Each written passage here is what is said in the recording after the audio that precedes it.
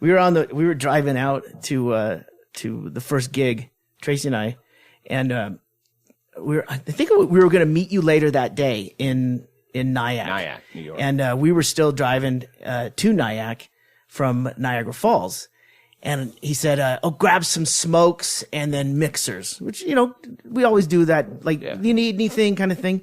Smokes. All right. And I see a tobacco shop in a strip mall in the middle of fucking, I don't know where, right? We're a little ways from Nyack still.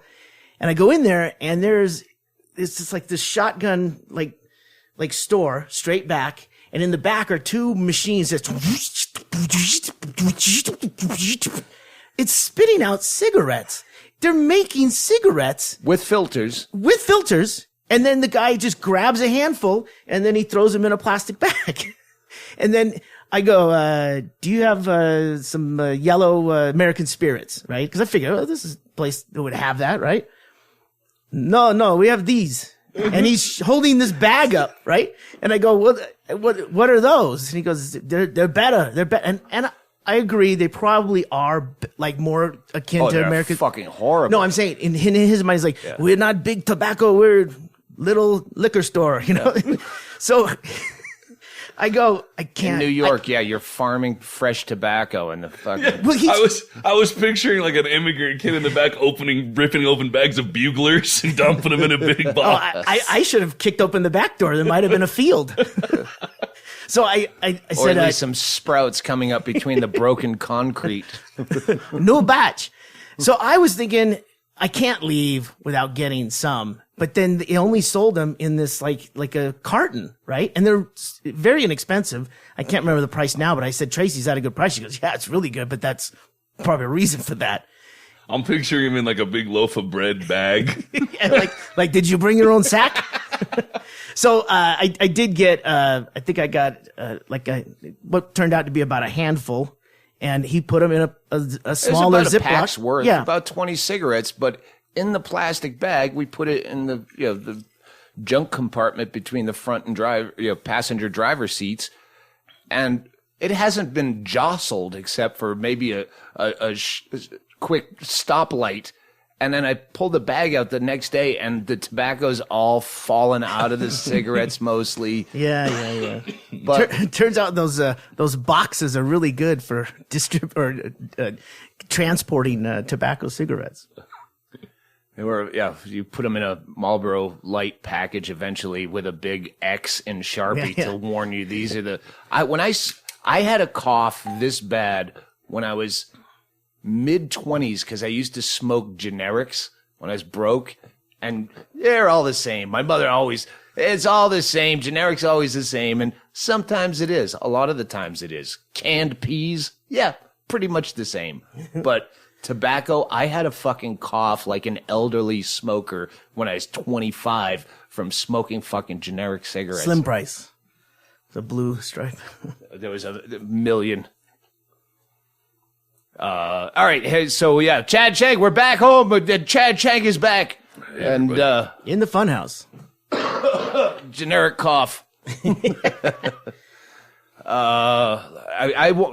Chad has a fucking bunch of stories. We've told ours. I don't have a bunch of stories. I wrote down a couple of things. You don't think that's a bunch of stories because I don't have a bunch of stories. It's how you tell them. But I want to start because you were the Mayweather McGregor shit scam fest, but I'm still tempted to buy it. But no, you don't buy it. Don't buy it. Just see the next day how they hugged for fucking 12 rounds. I wish that's the first thing that I thought too. Is I wish there's some way we could get everybody so that the guys have to pay them $1 million a piece and nobody bought the pay-per-view. If we could start that would be the best. Well, the Irish would buy, and then they'll buy it anyway. Yeah, they'll buy it. But how much money do they have? They'll fucking steal it. They were really amped up during. I mean, I said during the Sports Center, one of those shows. One of the boxing pundits was saying, "Oh, I'll watch these press conferences, but I'm not watching the fight. No way." And it's what Doug and I were talking about while out on the road.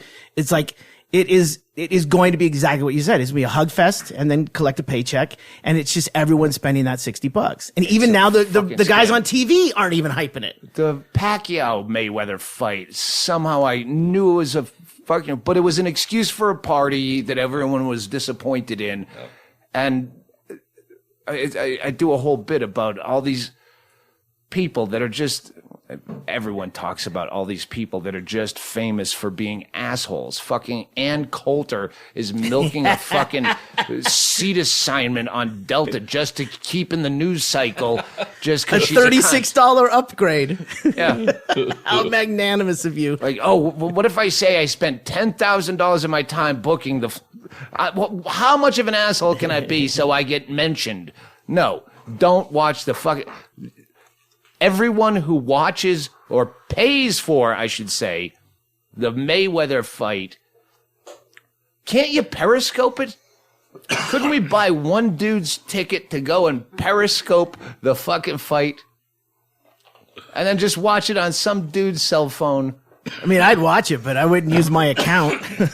It would seem there might be some litigation down the line if you're rebroadcasting without specific permission. I think it'd be better if everybody just waited until the next day. Somebody bootleg it the next day, and then everybody share it. The UFC, none of us bought it the day before, and I think it's $100. It always comes out though. The next day they always show it on clips, and those are the authorized clips. The good part, you can make a fucking one of those moving GIF out of. It's going to be a boring fight. God damn it! I wish if we'd have talked about this ahead of time, we could have had a great hashtag for people to not support the fucking fight. But I think the fight's like in August. Yeah, mid-August. Yeah, they just got done with the press release or the press conferences. So you were telling me about. This morning I saw it was on a bit of a rabbit hole, and I did see a really good knockout, Mike Tyson, Nitinian. I can't remember the guy's name. And I'm like, I remember boxing when that was the 80s, right? Yeah. And then it got to this other thing where this guy was basically doing, I don't know if he's got many things, but he was talking about just one-on-one with the camera. And it's a YouTube channel where he says, my mate called me, and it was when they had the press conferences going on for Conor McGregor, and this guy said, well, I'm going to this, and I don't have tickets. And thank you, driver, for Mayweather. He fucking Instagrammed his fanned out press credentials. So this guy not only had backstage press credentials that morning, but also the promoter credentials to get in. He goes, I can do this easy. And he basically went on Photoshop, and he goes, I'm going to take Mayweather's nipple and put it as his left eye. Oh, that's funny. I'm going to keep that. And he made these things. They look fucking amazing. He went and bought a fucking laminator down at the Best Buy or whatever. And he did the whole thing, went in and was in the dressing room after everything, walked out. He's videotaping this whole thing with your fucking the spy cam thing and everything, and he's narrating this. It is fucking hilarious. I'll find it. I'll put a link in the show notes. Yeah, but it is a thing where he's like, he doesn't give a fuck, and he's not hurting anyone. He's like, this is how ridiculous this is, and he just goes, this looks, I don't know. No one fucking questions him. He goes down this one hallway, and the guy goes, hey, you got the wrong one there. He leaves and then goes back in with the same guy he just switched the one that he had, the promoter one, so he could get by. I'll say it a million times. Con art is the best art form when it's done well. Absolutely. We were at that Jeff Tate show in somewhere fucking Iowa, and the guy tried to get in. I'm a photographer. He's trying to get in the back door where I'm smoking. I'm like, I don't have a photographer. This is like the shittiest gig ever. Anyway, like, I wouldn't want anyone to. Oh no, I have just get your bullshit good. Because I love a good con artist. Yeah. But that just happened. Remember that we were, it was one of the last few dates because Andy was on the tour, and the guy was like, he talked to someone else at the gig, and so that person introduces, like the local opener or something. It's like, hey, this is the guy. He's from the Syracuse or the Nyack Register. It's like, I go, what does he want? He goes, well, he's here to do an interview with Doug. I go, hey, Doug, this guy, and you're like, no, like right in front of him. It's like, I don't do press at a show, especially not for a show that we've already done. Yeah. And Help me sell tickets after the fact. Thank you, retroactive guy. It was one of the funny bones. It was one of the funny bones I remember. Yeah. Oh, that was probably Hartford, the last one. It wasn't. It was that big mall. Well, that's it. Every funny every bones. funny bone. So, yeah, don't watch the fucking Mayweather fight. Do not watch that bullshit fucking hype. We're going to act like we're fucking assholes and hate each other.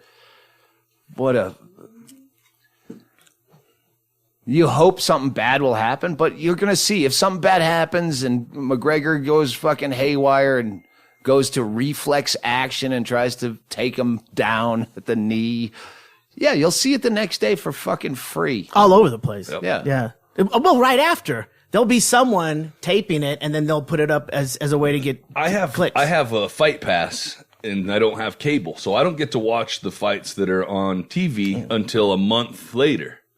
So I have to actively try to avoid finding out what happened in no-name fights. And I can't. You always find out what the fuck happened. Yeah. So I guarantee you'll know what happened.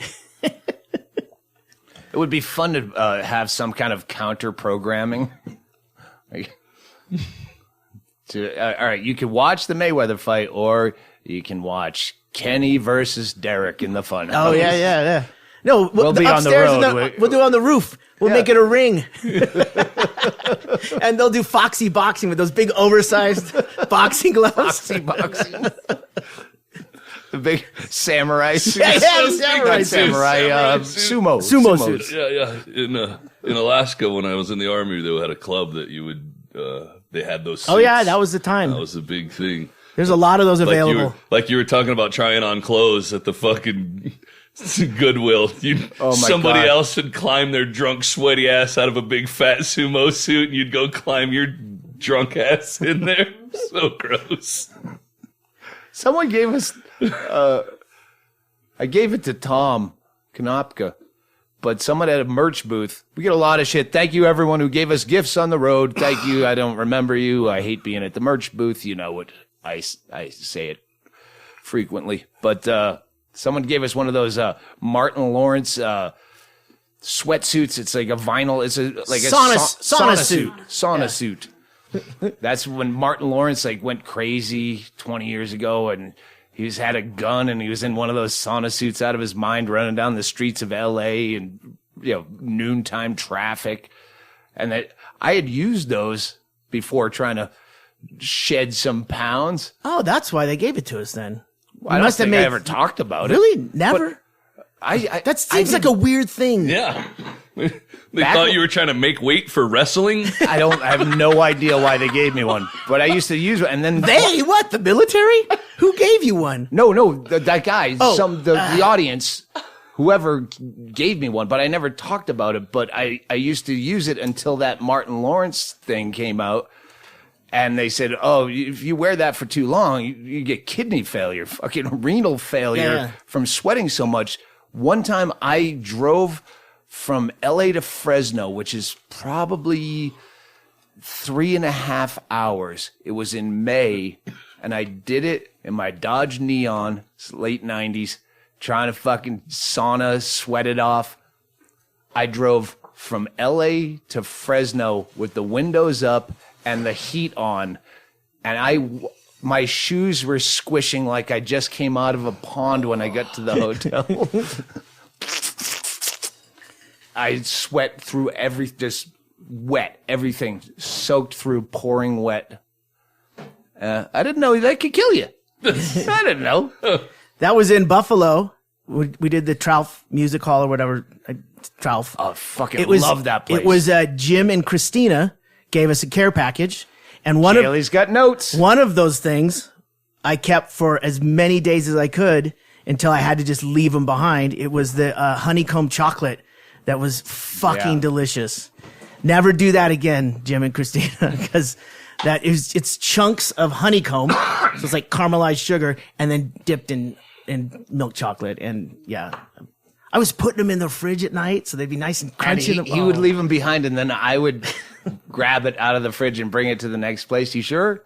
Yeah. I have a weird thing about waste. Morgan did it too, because I know she didn't want to leave them behind, but she made me like, no, Chaille wants those. And I'm like, I left them in their room because I figured we could just leave it behind. And then Andy.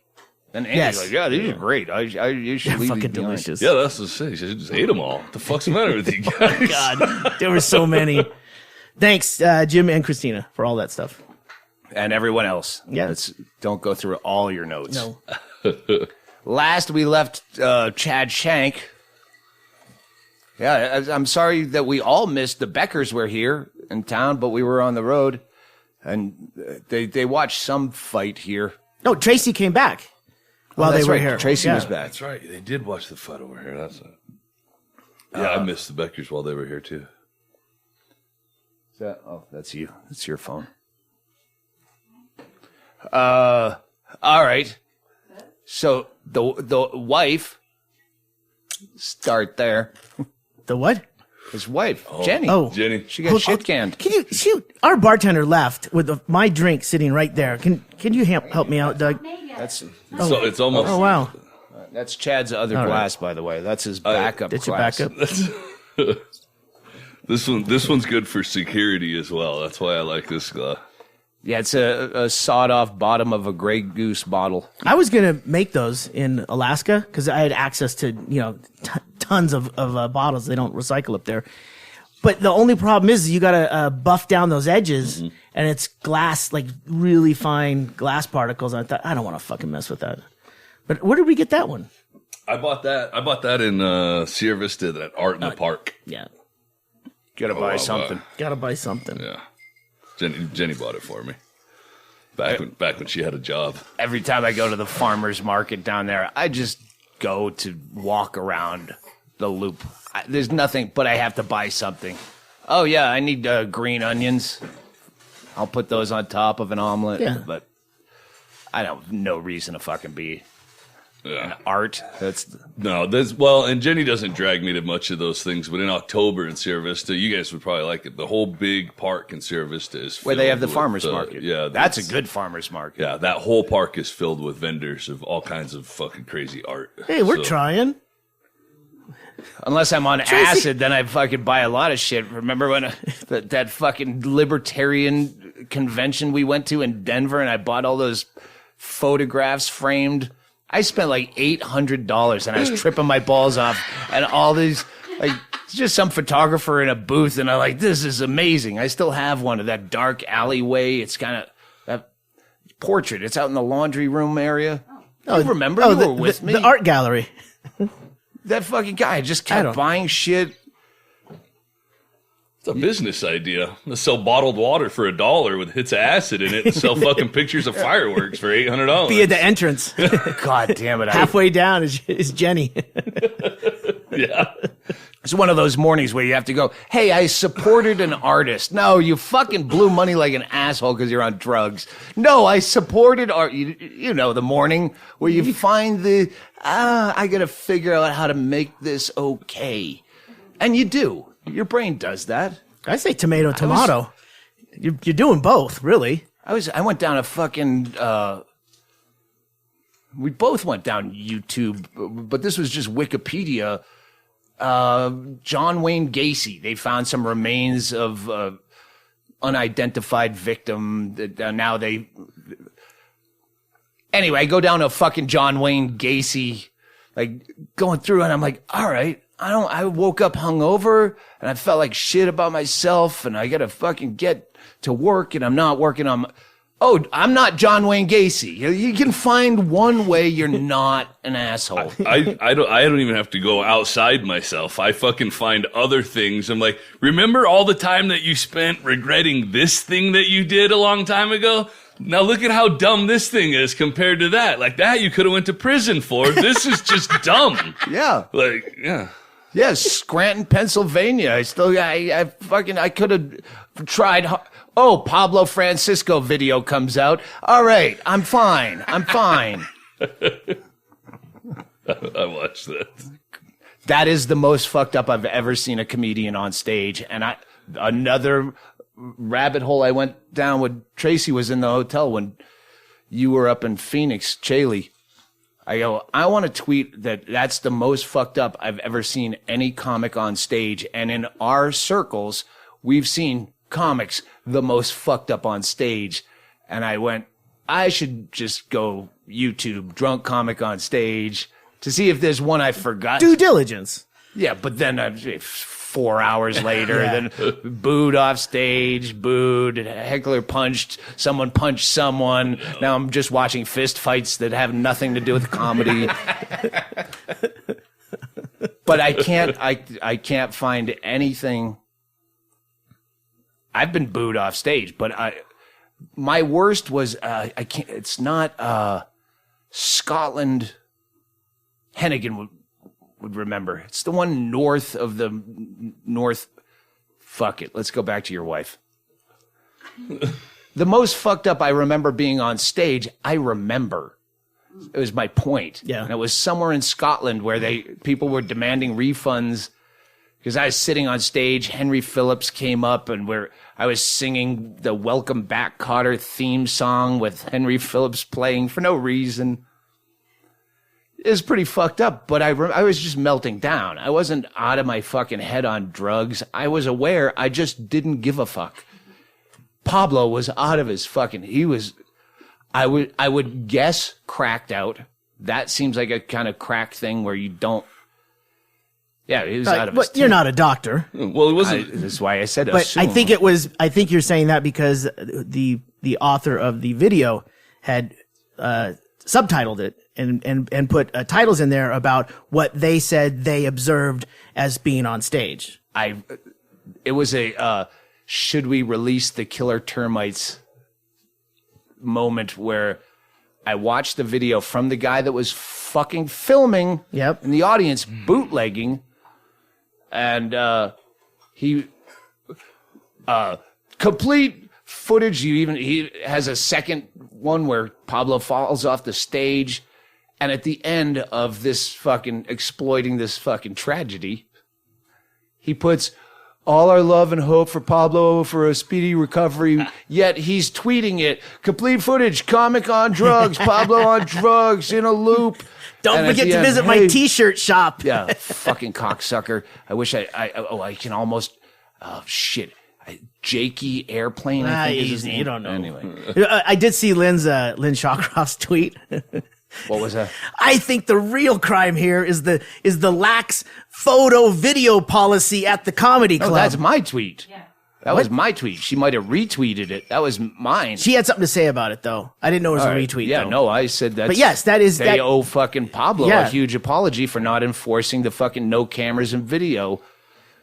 It's bullshit. So his fucking management should be to blame for not having it taken down immediately. And I looked up the law as I was in that fucking. When is it okay to film a concert? Like, I don't think it's illegal to use a small chunk like that. But I don't know. Well, to be, we Some don't know. Bootlegs are shit. But he probably just realized what a shit show it was and said, "Whoa," and then started recording. I'm not saying that's okay, but he probably wasn't recording That'd the entire be the defense set. I used too. Yeah. Exactly. But he wasn't recording it to release it. I mean, I caught someone at Ralph's in like near the end of the show, and I'm like, I can see him because I'm in the back in that kind of eagle's nest. Like I can see when shit's going on, and I go right down in there and I can't see him, but then I see the shirt and I know it's the guy, and he brought it down, and I just go, "Hey, stop! What are you doing?" And this super huge fan of yours. And I'm like, what the fuck? He's like, just stop, dude. Just don't do it. Hey, sorry. Now he's interrupting and all that. It's like, this is, he's still in the middle of the bit that you were recording. It's just one of those things. You're not helping anything. And what are you going to do with it? Who are you going to show? And I think it's the sad part is I think it's just people who are like, really like a fan, like to have it. Like, I don't know what it is. I don't know if I ever told you guys the story. When I went on the road with you guys at one of the shows we were outside, and one of the people from outside or from inside made it outside when you were smoking, and you were expanding on a joke that you were working on, and you were in like just bullshitting with everybody in the back, and you were doing a lot more of it. And I looked down, and one of the guys that was out there had his phone just recording down to the side. And I just went over next to him like I was talking to him. I was like, this is pretty cool to get to hang out back here. And he was like, this is really cool. And I was like, then you're fucking, stop being a dick. And I made him delete it. And he was like, I'm sorry. I was like, yeah, and that guy at Ralph's ended up hanging out later and was apologetic the whole time and everything's like, what?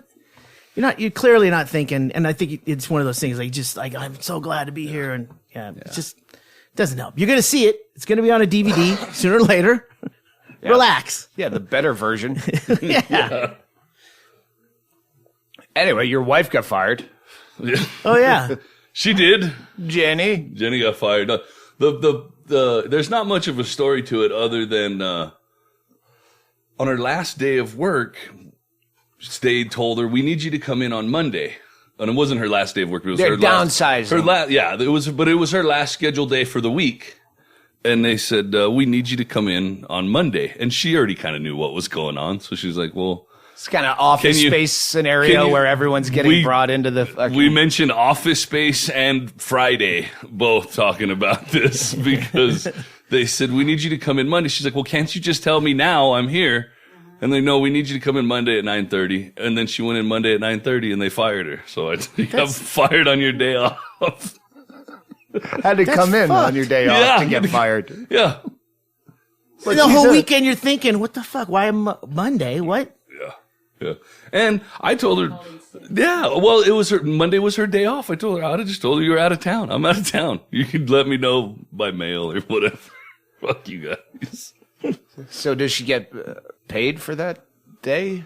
That was the other thing that I told her to ask, but she won't do that. That is one of those things, though. Her response is that I wish I was you in these situations, which is she never wishes she was me, but in these situations, because she would never do that. But she can be the good cop to your bad cop, go in, get fired, and then you can call up and go, you're going to pay my fucking wife. They sent her home. I almost called you when you guys or texted you when you're on the road to see if get information on a lawyer I should talk to because they gave her a 2-page note she had to sign, letter she had to sign. She's not allowed to talk about any of this. I don't think I'm allowed to talk about this, but they don't know who I am. Yeah. Wait, on Monday when she went in on her own time. Yeah. Then they had her sign a huge pamphlet. Non-disclosure for getting fired? And it had a whole bunch of stuff. And I think what it is they're fucking people over and there might be a class action in the future. All right. And, well, then that won't matter. Yeah. But that's like an exit interview. When you leave corporate, you have to go in and talk to someone, but it's not on your fucking day off. Right. And the things you sign are things basically what you kind of either implied or you signed when you got hired. You're just saying you're not going to be a dick and kind of the equivalent of clicking here to accept the terms and conditions. Yes. That's what I told you. It's probably just standard, but there was one paragraph that was very, like I said, it was specific to, you won't, I don't remember what the fuck it said. No, I just told her to fucking sign it. No disparaging comments or something. They gave her, no, that part was easy. I understood. There was a part though about, not ever being able to file. Not ever. Yeah, like in this universe or any other. But you can't. For all of time. So, whatever legal speak, it might have said that. I don't know. In perpetuity throughout the universe. Forever and ever. Amen. Yeah, billion-year contract with Scientology. But they held her. They were going to give her like 2 weeks. Like $1,500 severance pay. And they basically held that hostage and says, you have 48 hours to return this, or we're not going to give you that. So I was like, fuck it. See, that's where I would be like, I'm going to talk to a lawyer. I thought about it. But then I tried to call, and the one lawyer that I called was like, oh, well, that'd be $250 to come. Is that the guy I told you about? No, Bisbee? Because I tried to look through my emails to find that, and I couldn't find it. So I was going to see who it was. And then, yeah. But in the end, I was like, it's probably just standard. Just go fucking sign it. It's when you try to, Chaille must have texted me this at some point. Well, we've been texting for fucking 10 years. I'm not scrolling back that far. I've done that.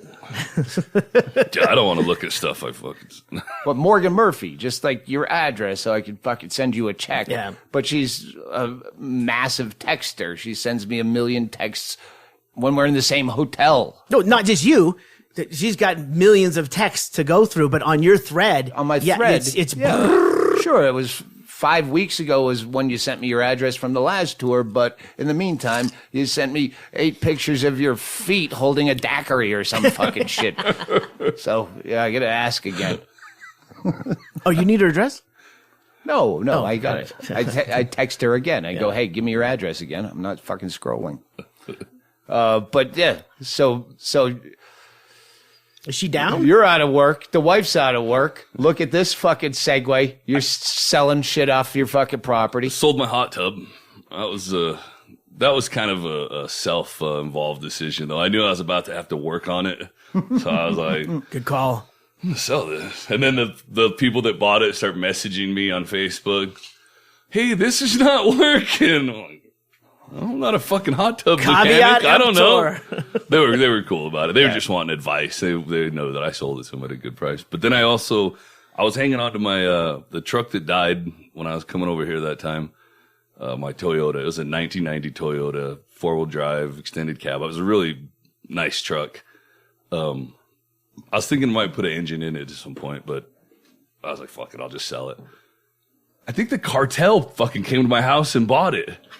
They're in the market for used cars. I found out, especially this vehicle. One of my neighbors told me that that vehicle, especially, will go down to Mexico because be a cartel vehicle. Is that the one that ISIS is driving to Iraq? Yeah, with like a 50 cal mounted in the back of it. Yeah, that's. I hope that's vehicle what my truck. Choice. I hope my truck becomes a vehicle of violence somewhere. Yeah, these guys showed up with fucking Mexican guys, fucking nice ass cowboy hats and snake skin cowboy boots. Oh yeah. Fucking Breaking Bad, those two guys. Yeah, creased fucking pants and creased jeans. I always love that. They weren't even jeans. They were, I don't know what they were. Some sort of like Mexican a Wrangler, pants. Wranglers. Yeah. No smiles. Fake smiles. Really nice guys. Fucking super nice guys. Good to talk to, like bullshit with. Talked me down more, $50 lower than I said I was going to go on the price of it. Yeah, you don't want to feel like a chump. And not you, them. Like I'm not doing the asking price. That's my downfall when I'm selling stuff, and I was like, well, this person already showed up, and if I don't take what they offer, that means I have to talk to a whole nother person. Yeah. Is that worth $50 to me? Yeah, that's worth $50 to just not have to talk to anybody else about this. But these guys fucking busted out. As soon as I sold it to them, they took off their fucking cowboy hats and fucking pulled the whole front end off the truck, hooked the fucking tow bar up to it. They had fucking lights up on the top. They brought tires that would fit it. He messaged me, he's like, the tires are good. And I'm like, yeah, the tires are great. You know, you can tow it wherever. And he brought tires that they could put on in case they weren't. I was like, I think the fucking cartel has been sitting in my front yard for like an hour getting this truck ready to tow. I think you could have got that extra 50. They were motivated buyers. We were just telling a story when we had a yard sale when we first moved here in the first year or so, back in Hags Bisbee. was around. Yeah, here at the house. And at the end, we still had a bunch of shit.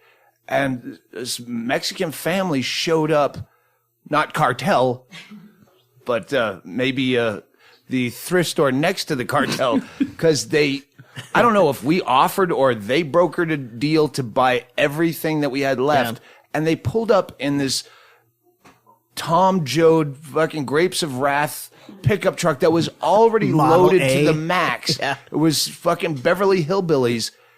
And sure, take it all for whatever small amount of money. I just want it gone.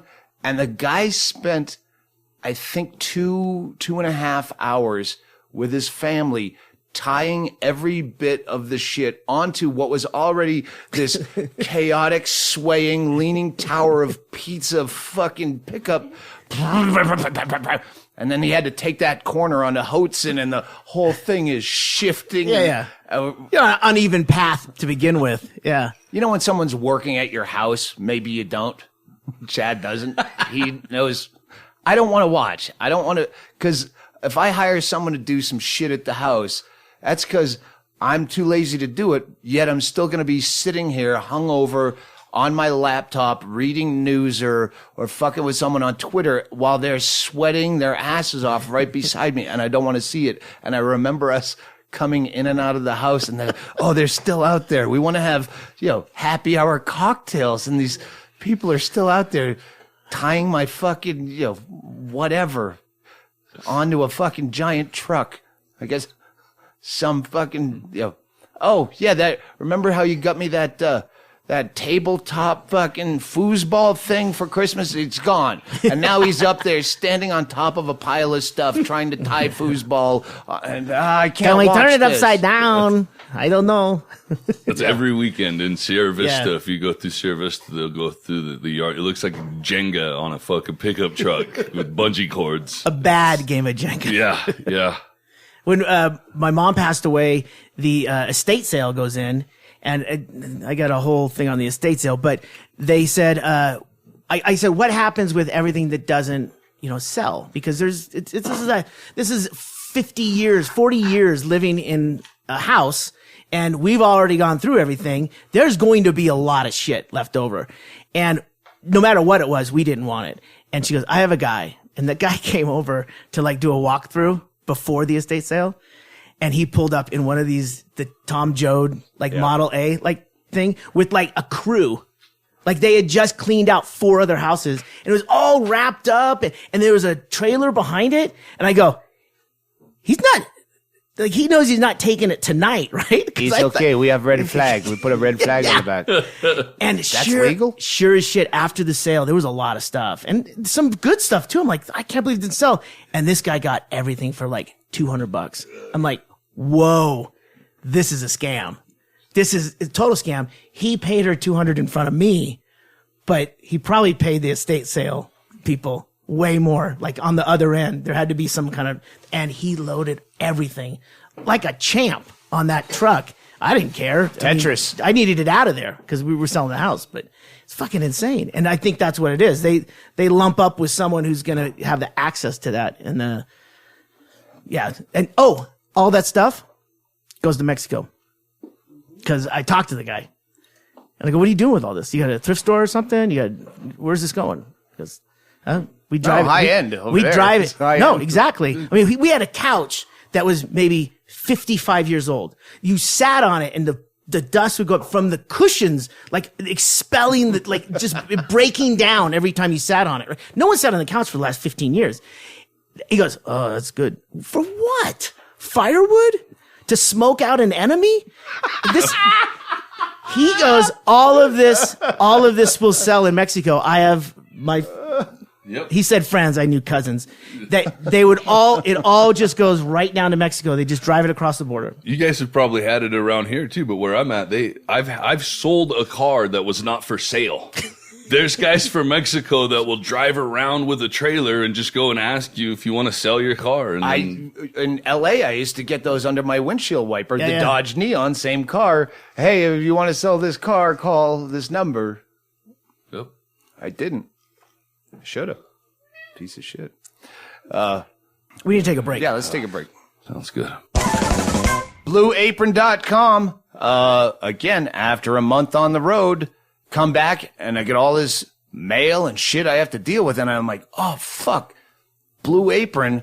It's monsoon season in the hot Arizona summer. And I'm picturing all this stagnating pork and fish and shit that's been rotting outside my front door.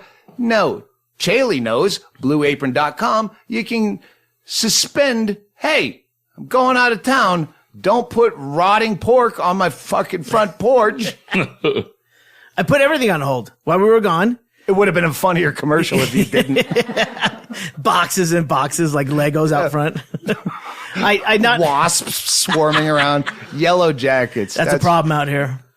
So I not only put the delivery on suspend, which you can do at any time. You can actually pause your subscription at any time.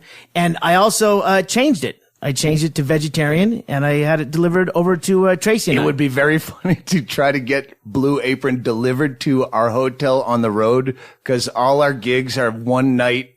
And then, all right, Blue Apron is delivered to a fucking Motel 4 on the outskirts of rural route, wherever in Schofield, Wisconsin. And then we try to make it in a microwave. That's a way funnier commercial. The dilapidated inn. I was picturing it getting there the day after you left, and some construction worker that doesn't speak English is trying to figure out why he's getting this. I think it's a bomb. I pictured the microwave in the lobby.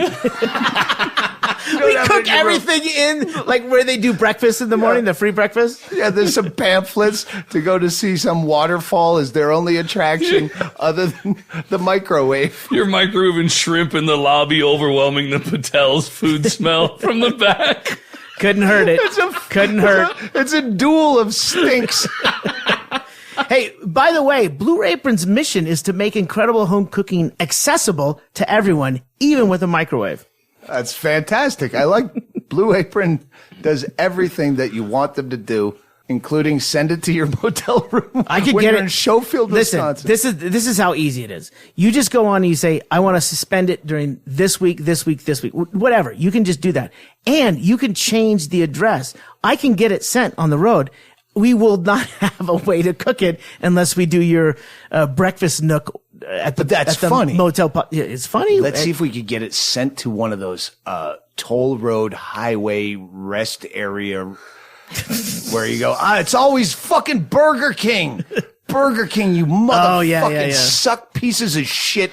You just capitalize on where you can get a contract where you don't have a choice. And you know what? I do. Because Blue Apron at the concierge station, I go, hey, Burger King, can I use your microwave? Because I'm going to make sashimi fucking mushrooms, shrimp salad with fucking cuckoo potatoes. Wait a minute. Are you talking about saffron and tomato? No, leave that in. I can't even fucking read this. Bucatini? Oh, you guys are having bucatini? No, saffron and tomato bucatini pasta. And sweet corn and pepper empanadas. We know what those are. Yes. I think. Burger King doesn't. No. And you can also heat up purple rice and miso spinach bowls. Hey, can we get some of your extra large coffee cups? We want to make a purple rice and miso spinach. You know what? With the road, being on the road, wouldn't it be great if Blue Apron could deliver after like 3 a.m. when we're like, oh, fuck, I'm hungry all of a sudden. More Blue Apron at 3 a.m. because Domino's stops at like 1:45. Just make an app and Morgan Murphy will buy it. Charge whatever if you say you'll deliver at 3 a.m. Uncooked pork could lead to, fuck it, I'm eating it. The great thing is that Blue Apron ships the exact amount of each ingredient required for each recipe, and they're reducing food waste. So there's not too much pork. Which, there's just the right amount. I'm a huge fan of not wasting to a hoarder kind of extent. Yeah, why would you spend a lot in restaurants or high-end grocery chains? I peel one of those packets of salt. You know, the paper packets you get in the 3 tubes stop. The 3 tubes? Yeah. And I set it upright in case I need salt later. It's a fucking weird. You really do that? Yeah, I'll do that. But then I'll, like, later in the day go, it's fucking salt. Who cares? But for a while, I've been with you for like 8 years. I've never seen you do that. Well, because I try not to be around you when I eat. Jesus, that's weird. Hey, you know what? Those who spend a lot at restaurants or at high-end grocery chains can now spend under $10 per person for a delicious meal. Yeah, and act like you're a fancy fuck when you're trying to make a meal for a chick. Oh, yeah, I can cook. I love to cook for the ladies because I don't have $140 to take you out. No, I'm a fancy cook. Do you know that Guy Fieri guy? Yeah, I have the same hair and I can cook a better meal that just showed up in a box outside of my door, like your cat will when we break up years later. Actually, what? $10 a piece, and you can still afford to go to Dairy Queen afterwards. How do we get to Blue Apron? What's their address? Do you have to drive there? Actually, they come to you, Doug. Oh, that's Each right. meal comes right to your door with a step-by-step, easy-to-follow recipe card and pre-portioned ingredients, including pork, and can be prepared in 40 minutes or less. Even my fans can do it? Well, hold on. Yeah, it says right here, even Doug Stanhope's fans can do this. I wonder if other podcasts, we should make them do that. Listen, when you send out ad copy, even if it's Bill Burr or fucking Sam Tripoli, whoever, it's so easy. Even Doug Stanhope's fans, they have to read that They copy. get the same copy, yeah. I was just thinking that they read that part again. I was thinking they may have put that many P's in there just to fuck with you. Each meal comes with a step-by-step, easy-to-follow recipe card and a pre-proportioned ingredients and can be prepared in 40 minutes or less. Hey, you're popping the mic. They've got a separate deal with the pop filters that they're working out. Amazon. All right, I think I have to read something at the end. And with my giant, muggy, rocky Chilean eye, I will read the call to action. Listeners, you, now, sign up for Blue Apron.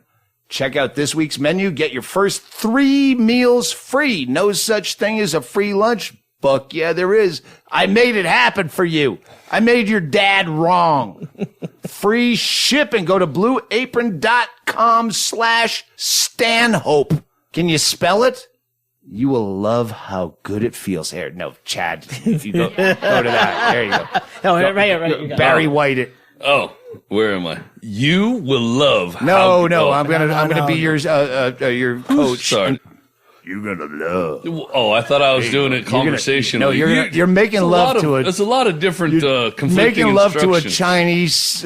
Japanese boy who looks like a lady, but you're trying to. I love that he goes, not Chinese, Japanese. Well, I was boy. picturing the guy. You will love how good it feels and tastes to create incredible home-cooked meals with Blue Apron. So don't wait. Ow! Oh, too strong. Blue Apron, a better way to cook. No. Oh, what did I do? Oh, I said that. See, it fucks me all up right. when they don't have numbers. It's just Sorry. bullet points. Sorry. Keep this. Fuck it. You keep this. That's blueapron.com/Stanhope. I love how you say my name, because Blue Apron, that's a better way to cook. All right, we're back. I have some shit I don't even want to talk about, but I know what you're going to talk about. I'm just going to make sure I don't. Go ahead. Facebook, which you use, I don't. Well, does anyone I post? have Facebook, and Does anyone post on your Facebook? well, Hennigan posts dates and stuff, and if I need something, like occasionally, hey, I'm stranded on the side of the highway. Just saying. Or does anyone have a if people see something on your Flamethrower. Facebook, someone is maintaining But it. someone's maintaining it. I just don't check the Yeah. comments and all that bullshit. It's way worse than Twitter. Yeah, because people aren't limited to 140 characters, and people aren't going to unfollow them if they fucking comment 400 times. That's why. And then people get into infighting in the comments, and it's Yeah. just too fucking. I don't much. use it very often, but I had to listen to a book on like marketing and stuff for my homework for audiobook narration, and We'll get to that next podcast. so I've been trying to interact more on Facebook and stuff, and so I got a message we've talked about before, like getting just weird, crazy messages, which people then. When you respond, you're in that mood where you go, hey, I'm going to be a nice guy and I'll interact. And then you get the one fucking guy who goes, oh, this is a friendship now. That's the most common thing I think that happens. But then you get some that are just fucking rambling and bizarre that don't make sense at all.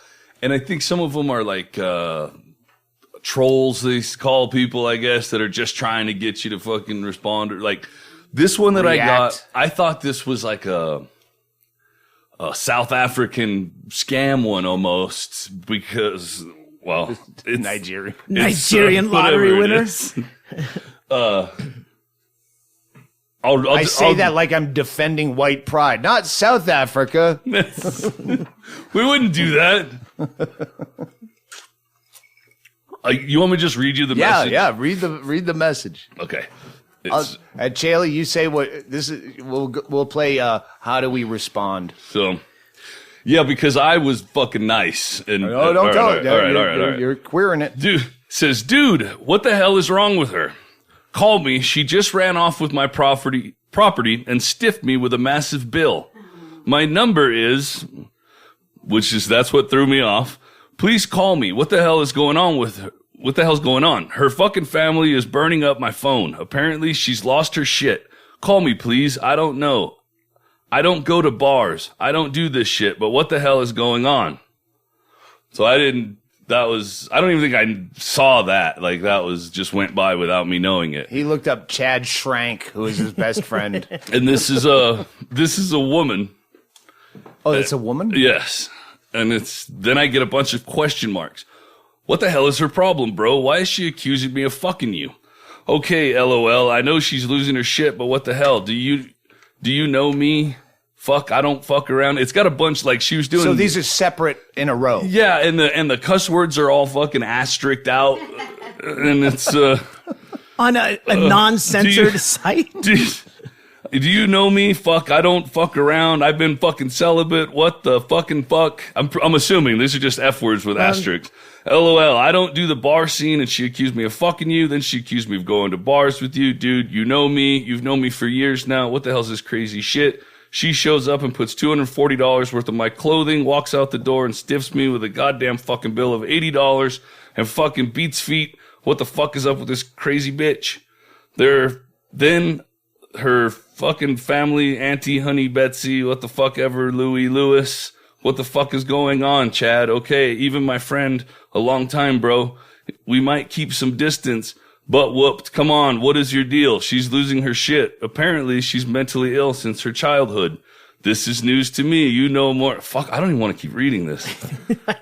I've already formed my opinion. I'm already wrong. Okay, so it just keeps going. I'll go down. But she said my name. Well, what's your deal, bro? I'm about to wash my hands of this woman. You know we've never done that. Okay. So I wake up. Hands? I wake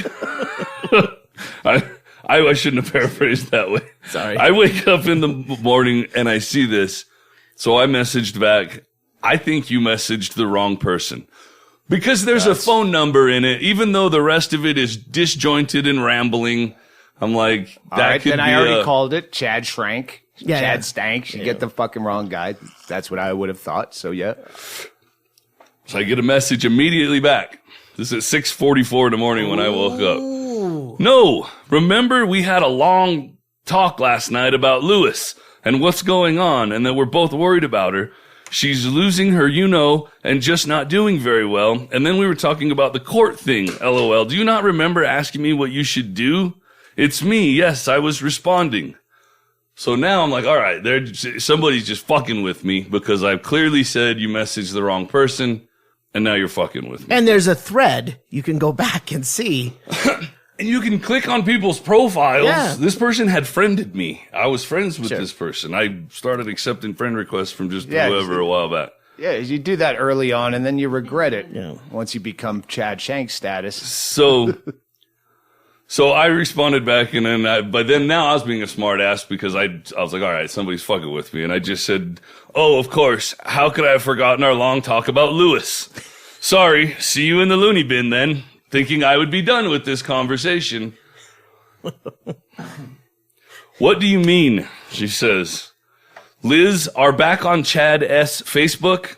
I speak text, so forgive my grammatical errors. So now I was going, all right, that's Nigerian fucking phone scam. That's what somebody, please forgive my grammatical errors is a standard thing in those. But speak text means they're speaking talking into the phone. Broken English into the phone, and there's a conversion taking place. Right.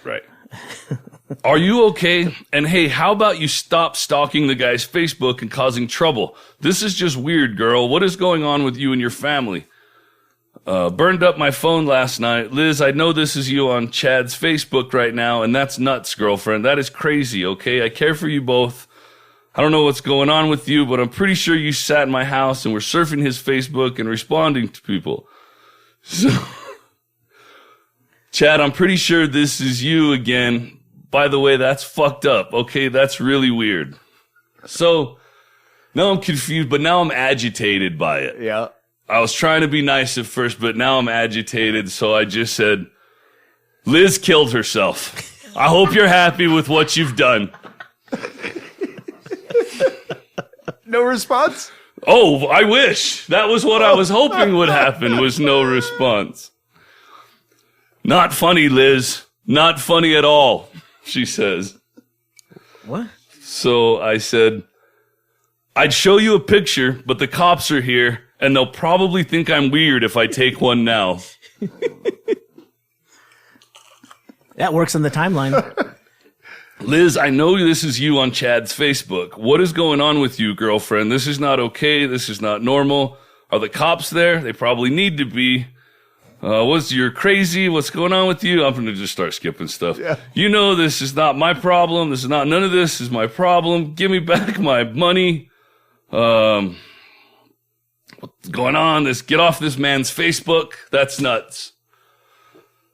Yeah. So give me a time frame. Like, how long has this gone on? Hours? First to last. I can look and see probably what the time stamp is. But it started. I woke up at like 6 a.m.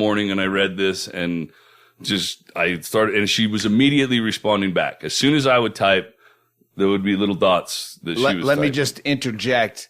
If you get a fucking really crass email from me, like, fuck you, you fucking fuck. Check the time, because it's about that time of the morning where I wake up self-hatred and I want to put it on you for your dumb question. So look at the timestamp. And wake up or go to sleep. You sometimes get in a jag at the end, but the real vitriol comes out in the morning. Yeah. So just this want to make is that 6:44 Well, that's when you a.m. hate yourself the most. I know, is in and the you have morning. to put it on someone else. Well, I tried to be a diplomat and she didn't let me. So then I just went on Google Images and found a stock photo of a woman hanging herself in a hallway.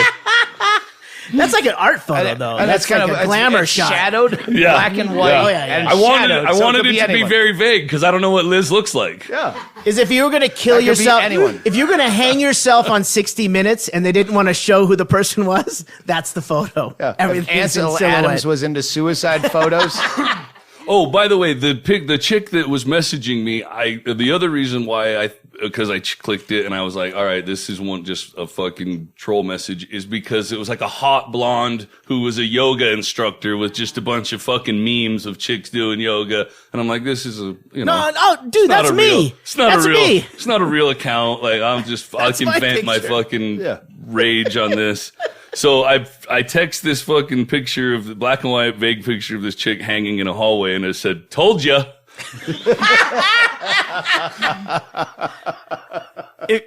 If you could just put a Chaille challenge photo, me cannonballing in the back.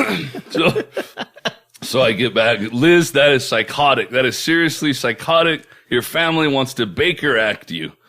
I love you. This is fucked up. She starts mentioning kids' names, so I won't say that. Your kids are unsafe. You're a horrible, sick in the head mother. You're going to lose your kids. Every woman named Liz can sue us right now. Yeah. Well, and I might have substituted a different name. Well, you went from Lewis to Liz somewhere. No, in the I'm just middle. reading. All right. That was part of why it seems so crazy. So then she tells me they're going to take her kids. You're going to take your kids. So I said, so I'm still pretending I'm me because I haven't admitted that I'm somebody else. I said, cops took them. They cut her down and took her away. I'm going to take a nap. Stop by later if you want. And I did a winking An emoji? Yeah. Just to make it legit. Yeah, you know.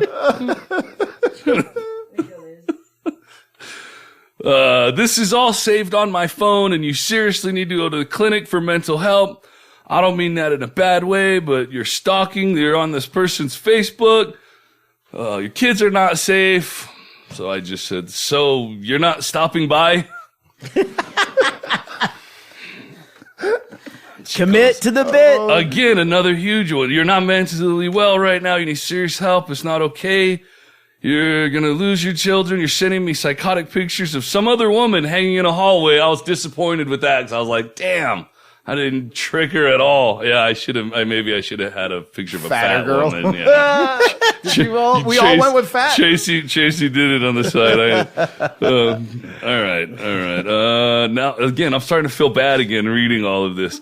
Call in your family. You have serious mental problems. You're insane.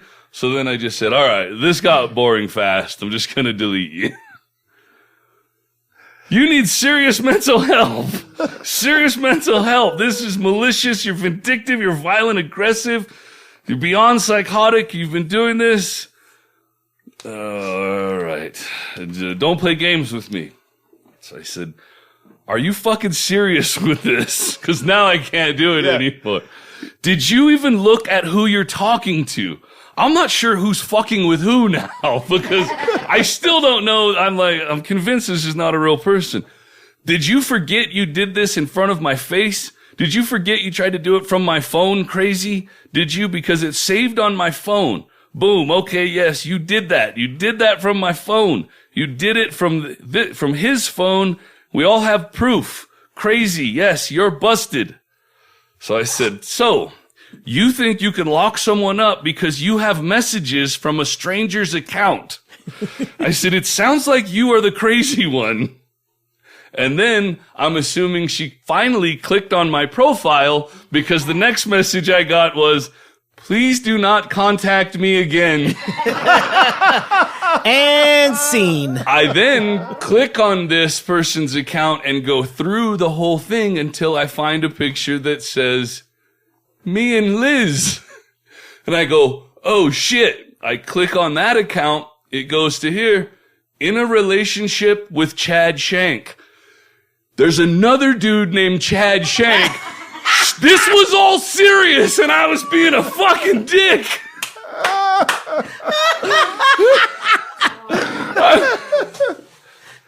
I can't apologize. She blocked me now. What about Chad Shank? You should friend him. Go, hey, how's Liz?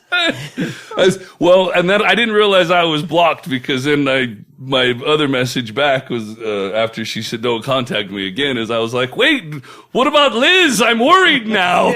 But what about the Dufresnes?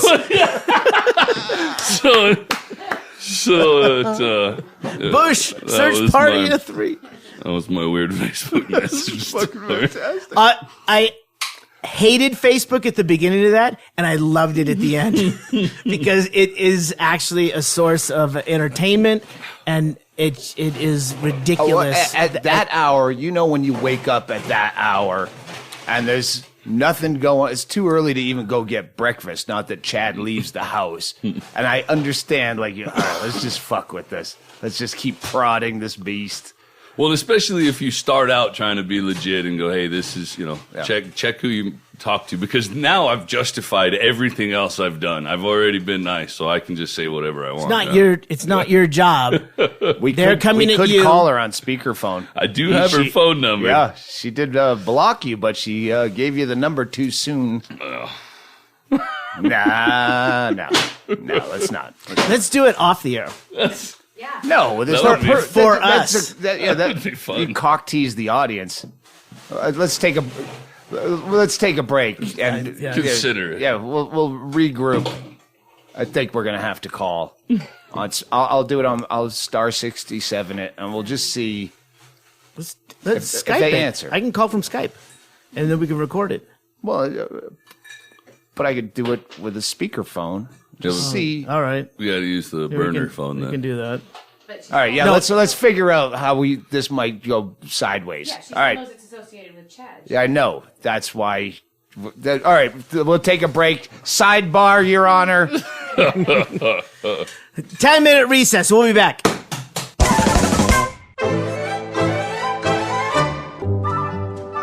Hi, I'm a 9-year-old girl, and you're listening to the Doug Stanhope podcast.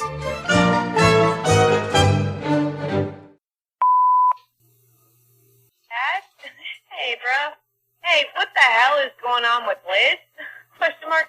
She just showed up and stiffed me with like an $80 bill. I took her out to eat, sober her up. She what the hell? I don't do bars, bro. You fucking know that, bro. She stiffed me with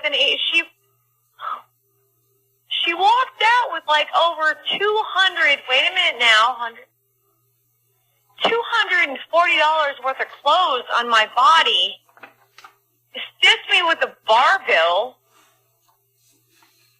and fucking beef feet. Her family is calling me, asking me what's wrong with her. They want to Baker act her, bro. What the hell? This is not my problem. What the hell is going on? What? No. I told her, Yeah, we jumped the gun. What? All right, Chad didn't realize he had a voice thing on Facebook. I didn't even know you could do voice things on Facebook, so I didn't notice that until later. That was one of the passages That's exactly that you had read. Was it? Yeah. The Baker Act. The Baker Act one. So which Baker Act means family members can get you incarcerated. Involuntary. Like 48 hours or something like that. Yeah. It's very popular. And it is very popular in Florida. Yeah. It's very popular in Florida because that's a threat. All right, everyone's live. This is fun. all right. That's what I'm saying. All right, the cat even wants us to call, so let's fuck it. We're gonna call. I blocked the number. It's Kimberly, and it's about Liz and Chad. And speaker.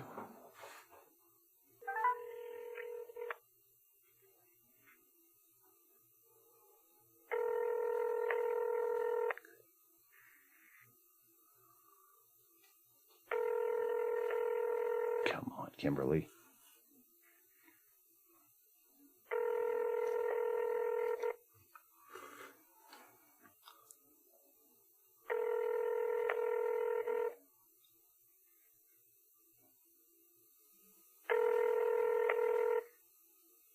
That's too many. Please leave your message for...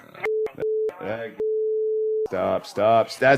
That is the difference between Facebook and Twitter. If she tweeted you that, you could retweet her phone number and hey, you put it out in public. Yeah. I don't know if it's could you repost that on Facebook and it's illegal to give out? Well, it was a private message, and I kind of felt like a dick enough for what I did. I mean, she was having a serious fucking situation. And, Well, it turns out yeah. she was having a serious situation. You didn't know. No. And what you did was, honestly, you tried to broach that subject of, are you sure you got the right person? We didn't know you had a recording. This is why we need a burner phone. I didn't know that. I didn't know you could have recordings on Facebook. Clearly, that was a female in some kind of distress over the situation and not a Nigerian warlord trying to get more money. I think I would have changed my responses had I listened to that. That's why we should always have one of the burner phones here when we do this shit. All right. Anyway, so Kimberly, you know, I hope everything with the other Chad Shank. Did you even click on the other Chad Shank to see if he measures up? I clicked it to see if it was a person, and it didn't have anything public. Or the millions of Chad Shanks Yeah. that have adopted your moniker. Yeah, somebody has chadshank.com, dick. Just got it recently. I went and looked, and somebody got it already. Rogan still has JoeRogan.net because some real estate guy has JoeRogan.com. And then at some point he threw out some absurd figure to sell it. And I go, why don't you just put your fans onto that guy and break his spirit? Like, how many people want to look at that property at 15 Elm Street every fucking day where that guy can't do business and then pays you that same...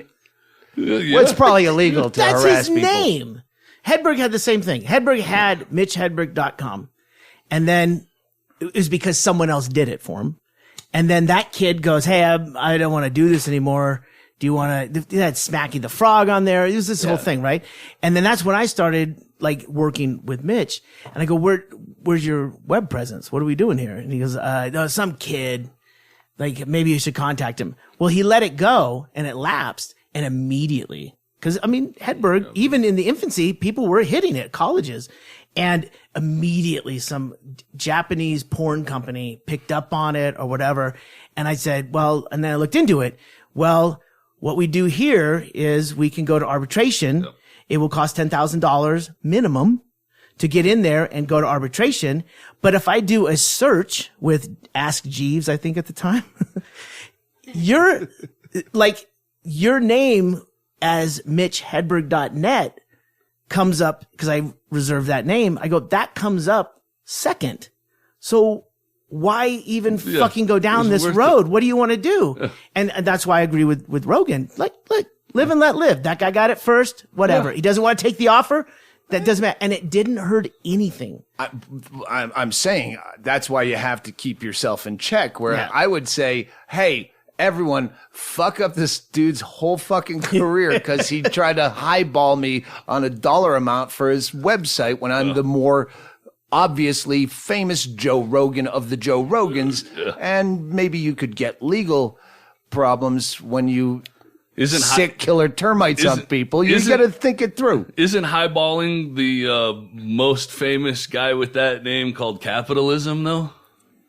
Yeah, but it's also, well, all my fans will fuck with you. I'm not saying that's unfair. That's a response to capitalism, Look, I guess. one guy that is wearing all black even to this day, back in the early 90s, decided to register BigMac.com.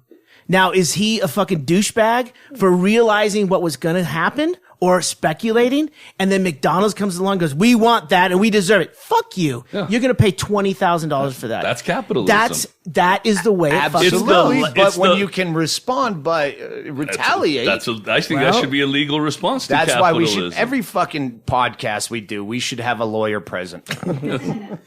Well, I just went with audioshank.com is what I got. That's fine. Instead. That's fine. It just redirects to my Twitter account. I don't have a You figure website, your own. You figure your own. So you will soon, sir. Yep. Let's get to the fun shit. This is the all God about damn it! Chad Why was Shank. she answering the phone? Oh, you know what? Now let's try it one more time before I move on to the next. Okay, move your mics back. 'Cause we still have to do what we were going to do. Got it. But now she's perturbed. Who called? Now look, honestly, blocked number. she's got a blocked number coming in, or a number she doesn't recognize. I don't know what comes up. You think this still doesn't have bill collectors calling her? Yeah, really. Hang on. It's 7:45 Florida time. Oh, we should She's wait not- till way later. Yeah, we'll try. Maybe we try it one more time at the end of this podcast. We got plenty of booze. We can do this forever. Hold on. shit. Speaker.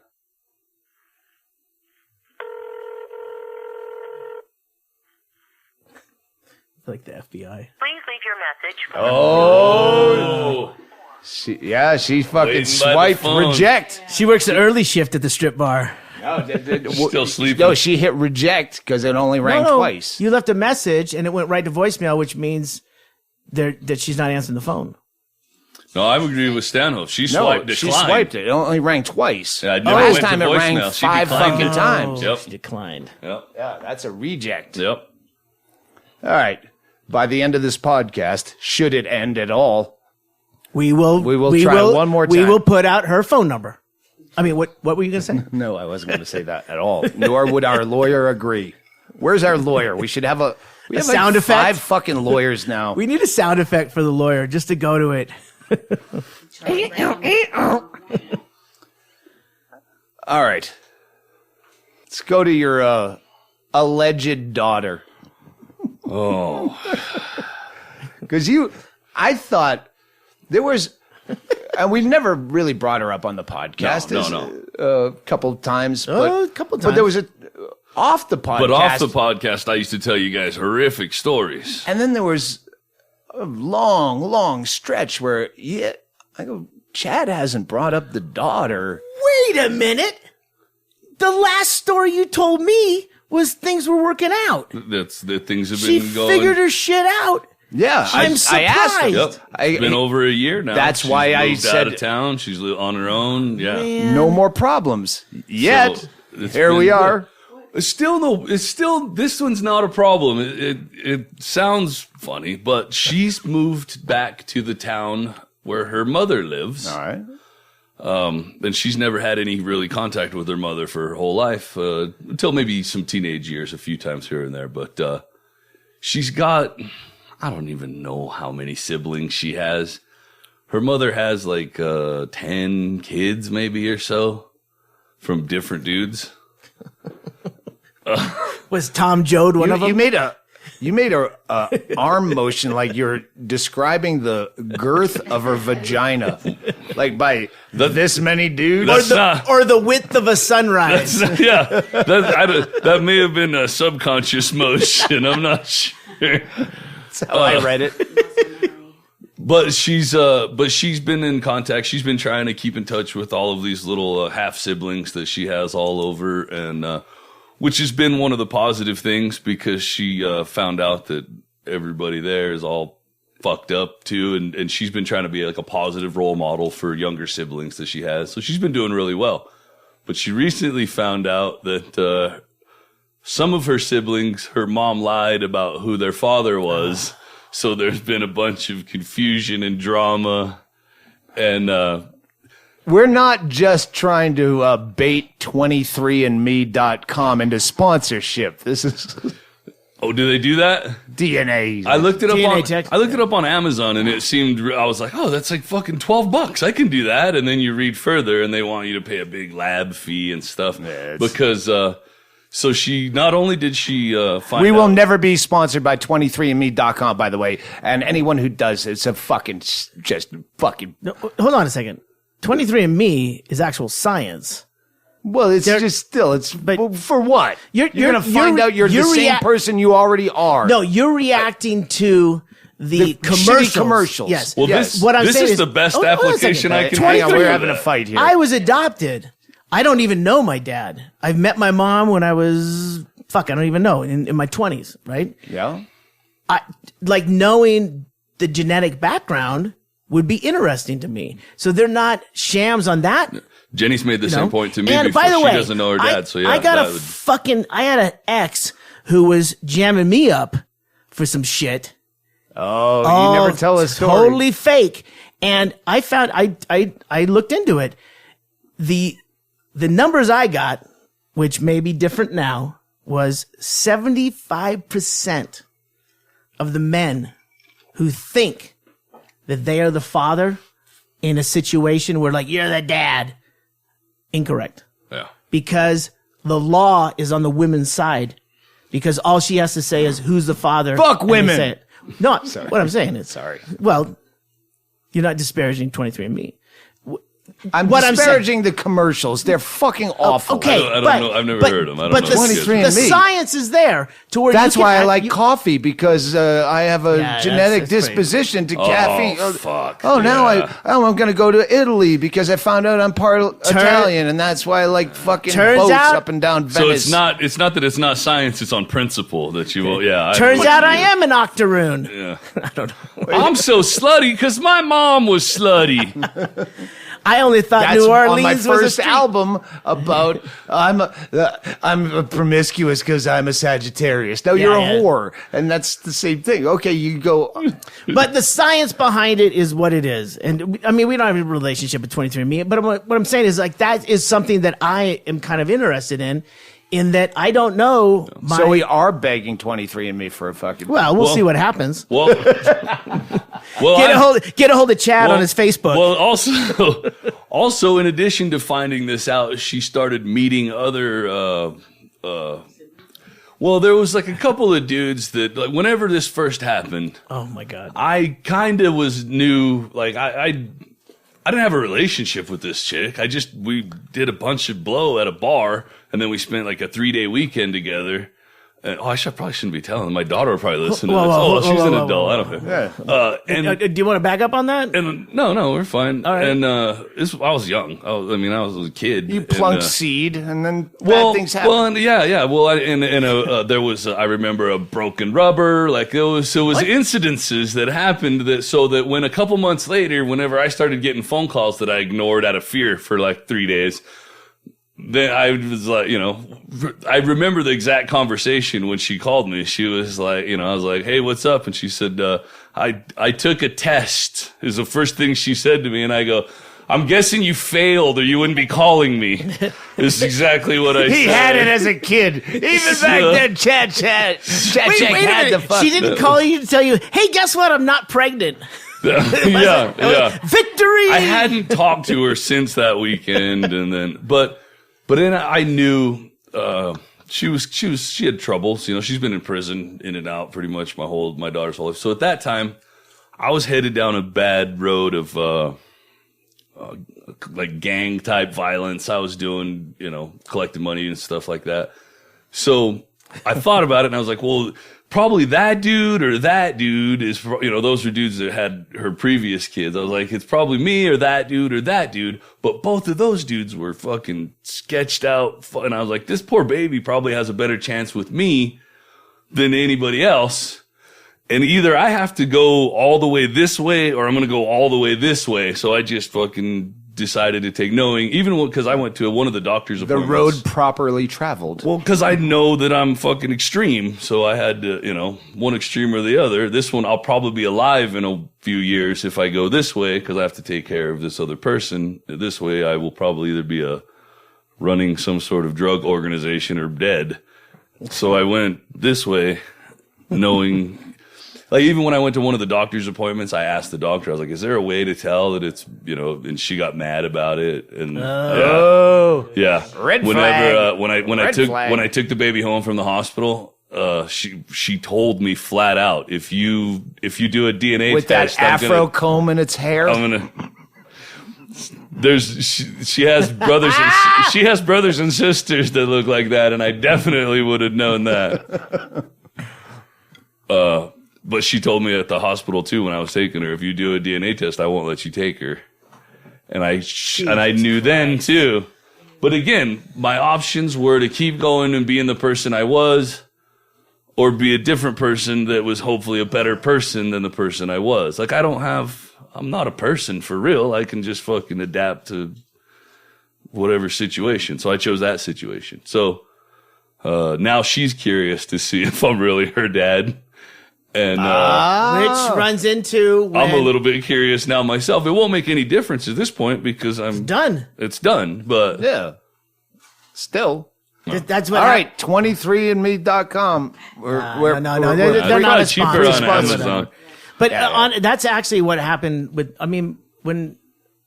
Like wait, how about, is Maury Povich still on the air? Let's make this big. Yeah, that's what I was thinking too, right? We could do Maury Povich I think style. he's on the podcast. Steve, his security guy is still there. Yeah. I can probably get the other two dudes that I suspect to offer up some DNA. To be in the room?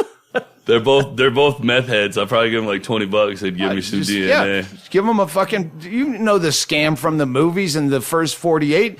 Give them a fucking Diet Pepsi and then grab the can. With a plastic glove on. That might work, except for that I haven't seen these people in 20 years. So if I walked up and handed them a Diet Pepsi, I'd probably look suspicious. Nah, they're parched. No. Really.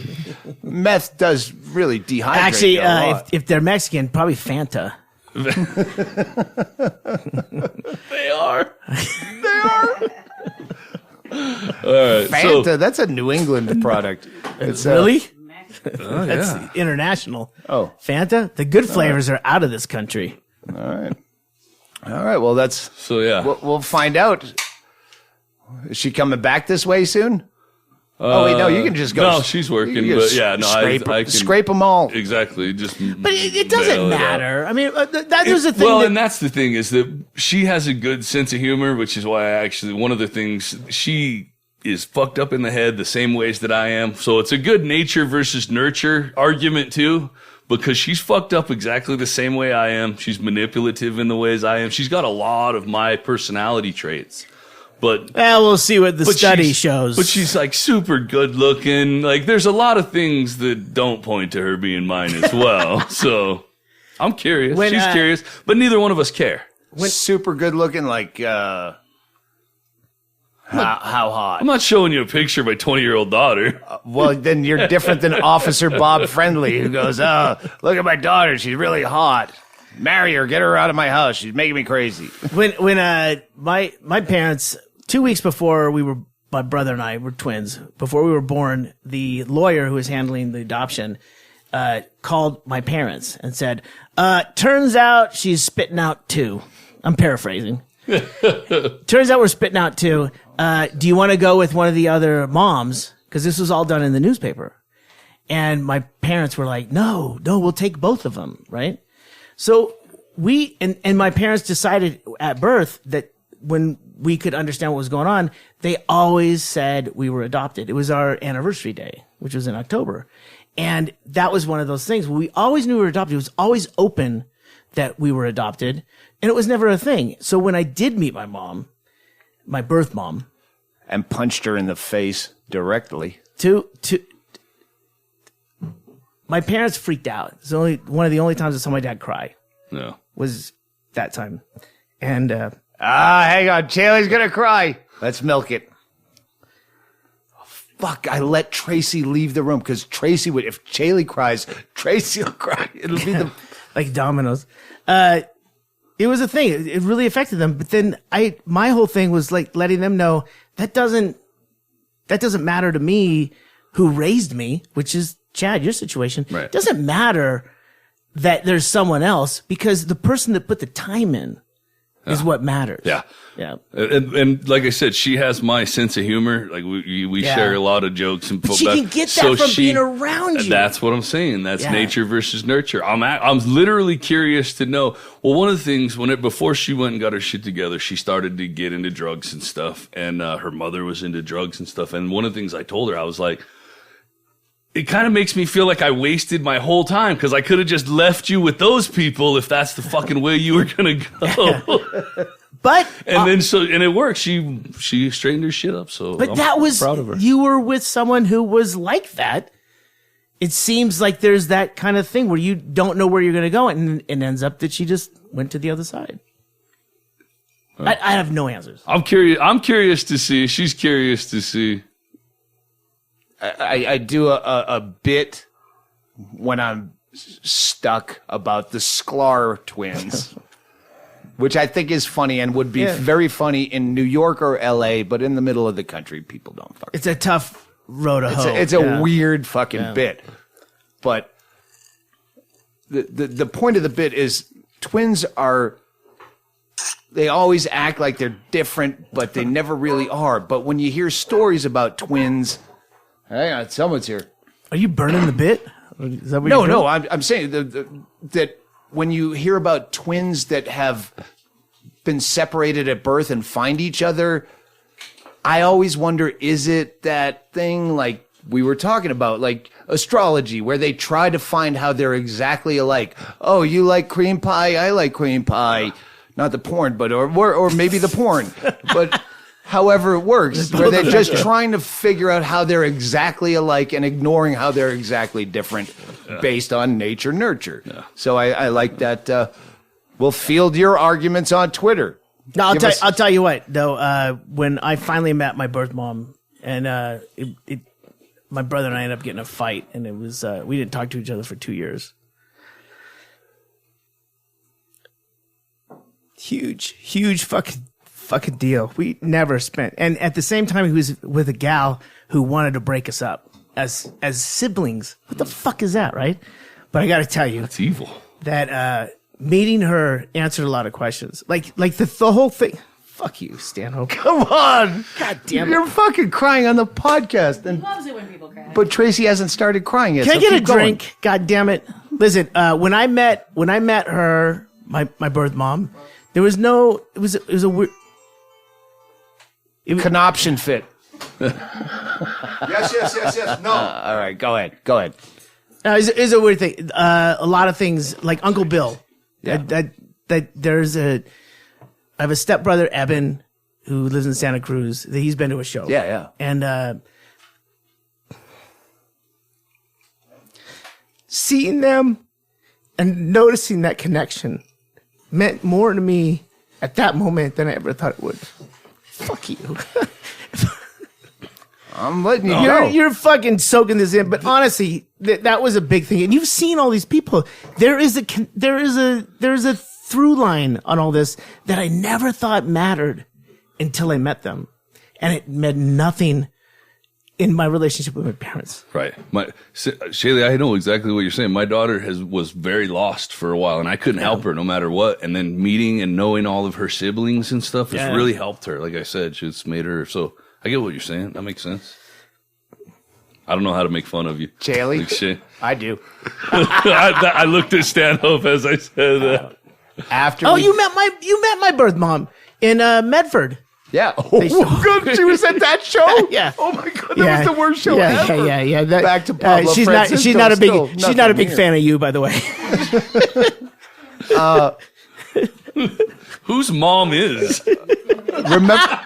Remember when we were crying on the airplane after Whiskey Girl died? Yeah. And The whole flight. Yeah. But you turned to me, side by side seats. We flew first class that time. And you looked at me and you go, but it's good radio. As you're crying, and you crying, that's good radio. If you fucking edit this out, I'm going to listen to this podcast. Yeah. Chad Shank, huh? No tears. No, I got you. I got where we're going. Because you have a Netflix recommendation. We got to, should we take a break let's all hug Chaille. No, fuck off. Let's go. Let's go to the spot break. Well, I have to do the thank yous. We've been on the road for a fucking month, so I'm going to speed through them right now. No. Let's do a spot break and then that because all right, spot break. I need a tissue. Kleenex. Kleenex.com. Go to Kleenex.com when you listen to the Ggreg Don't. Chaille.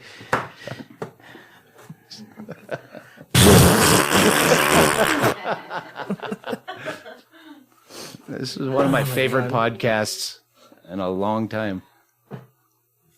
Yeah, I missed you guys. It seemed really gay, but I missed you guys. I'm not used to missing people. So it was weird.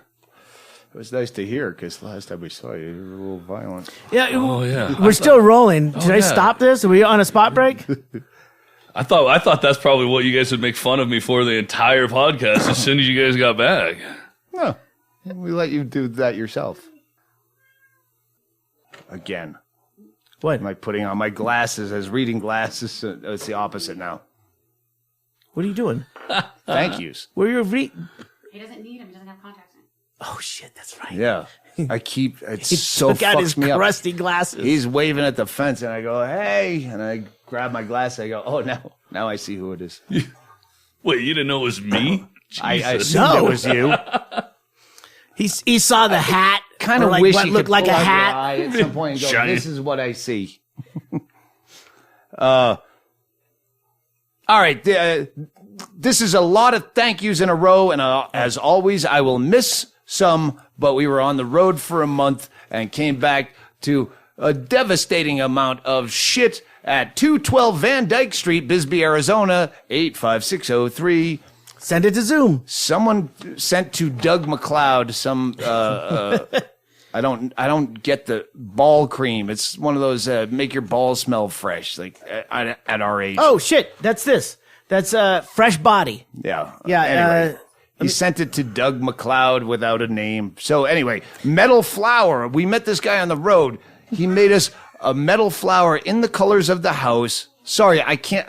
If you're waving at me, you're a fucking I just realized blur, that. Chaille. I was gonna say the Fresh Balls, the ball scrub Yeah. that you don't even know I'm motioning said to. I'm gonna speed It's through these. Freshballs.com. All right. Thank you. They Thank sent you. 4 of them. Drew Schwessinger.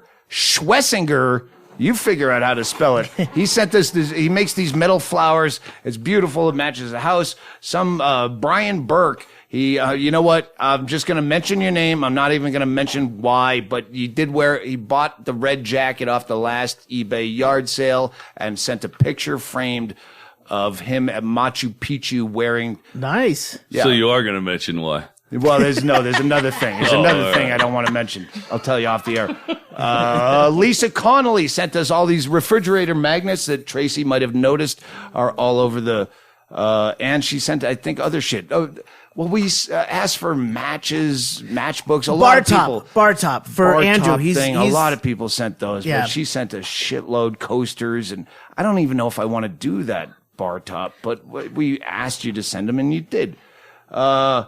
Some anonymous person sent the poop scoop. I don't know. It's to pick up poop with.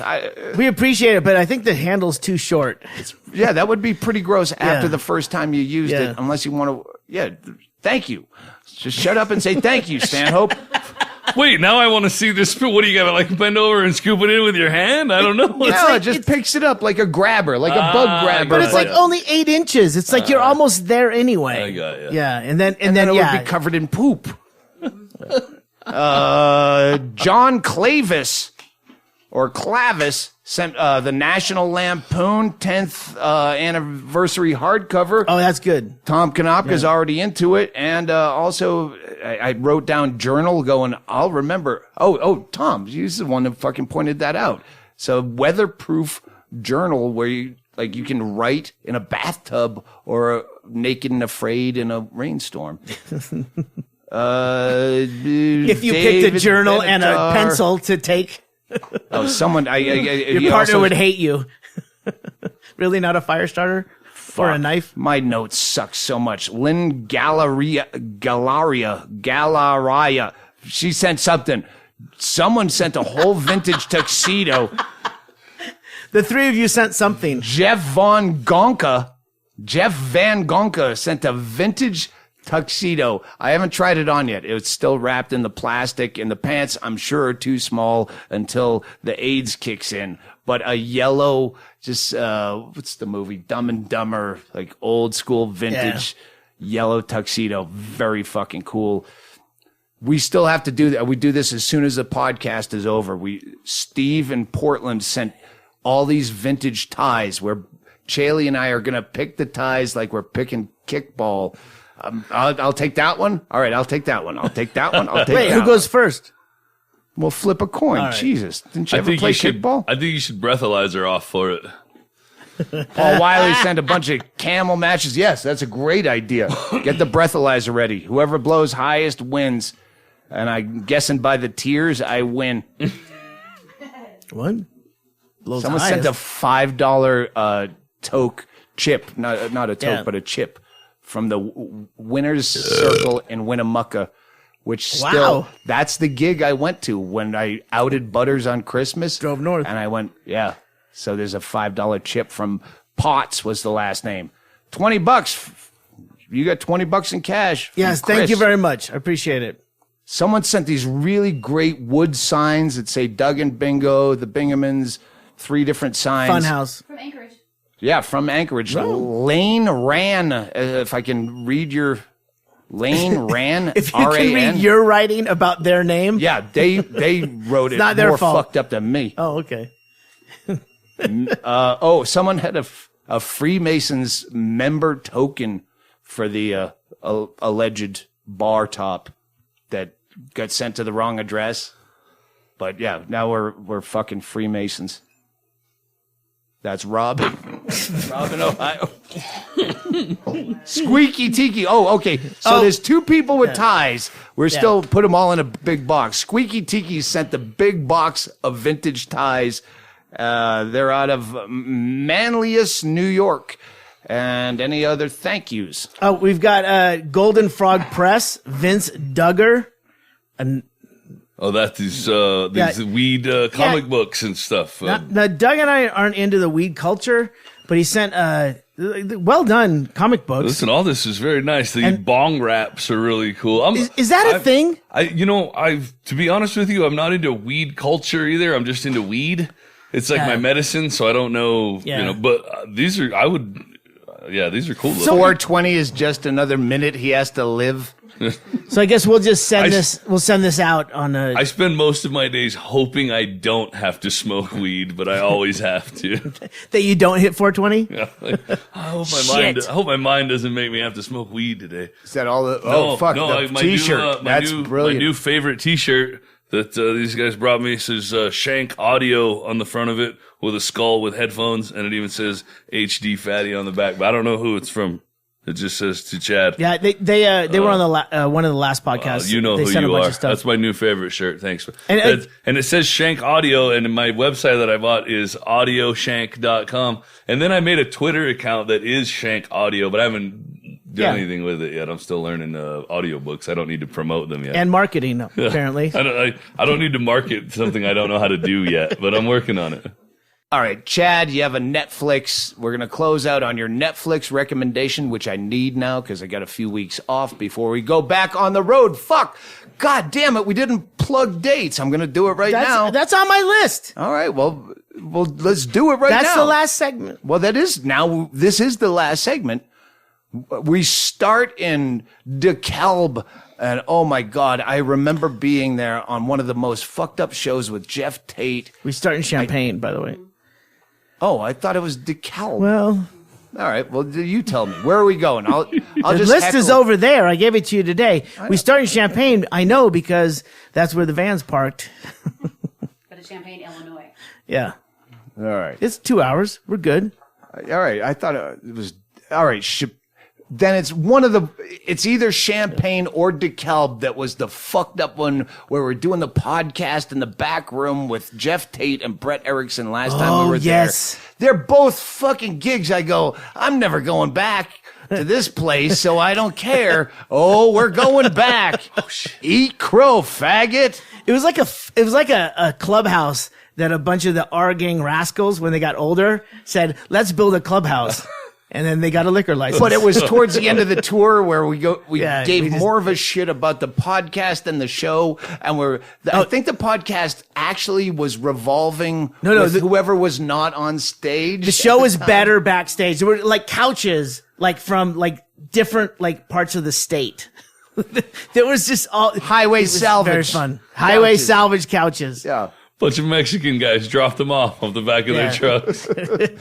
Then we're in Rochester, Minnesota. Duluth. Hey, you know what? It's a fucking 88-seater, and everyone's giving me shit. Sold out. It's sold out. Yeah, of course. There's 88 fucking seats, but I can't wait to go back to Duluth. I have fun stories. I'll tell you when I pushing get for there. that, by the way. Rather than standing shows, There's- cut the capacity and do a sit-in show. Well, there's 2 standing shows, but I don't think they're confirmed. There are 2 standing shows. You Fucking said Hennigan. on the last it's podcast. fucking Hennigan. You said on the last podcast, know. I'm never doing a standing show But again. Hennigan books these fucking tours like Ralphie Bay or Ron White or all these guys. They're booked for fucking New Year's Eve 2020, and we start a 2.5 week tour and we don't know where it ends. We show up and it's no seats and no PA. Hey, Chaille, figure it out. I have to accept some blame for this. I'm probably hard to work with. Where I quit comedy every other night, and I don't remember I said it. Well, you missed it. We're in Schofield. Chad Shank said probably. Well, come on. As we said in a bender the other night, on a night off, it's the top-down kind of problem. Right, yeah. Where, you're fucking crying on podcasts. Hennigan's got eye surgery. Well, who does that during a tour? Don't let my emotions dictate how this podcast goes. Oh, it's a shit. Let my drunkenness. All right. This is a town I've never even heard of. What is it? Schofield, Wisconsin. Cuckoo's Nest Comedy Club. That'd be a good gig. In Schofield, Wisconsin at Cuckoo's Nest. I love it. I love it when their whole career falls apart in front of your eyes. I love that cuckoo is like COOKOO. They wanted to stand apart. KOOCOO. They're not. They're different coos. They're zany. And then we go to Rookies, which we remember. Yeah. Cheer up, Chaille. Chaille, cheer up. You're I'm a homosexual and everyone everyone what's is up. All right, Thank you had you, to Junior. be there.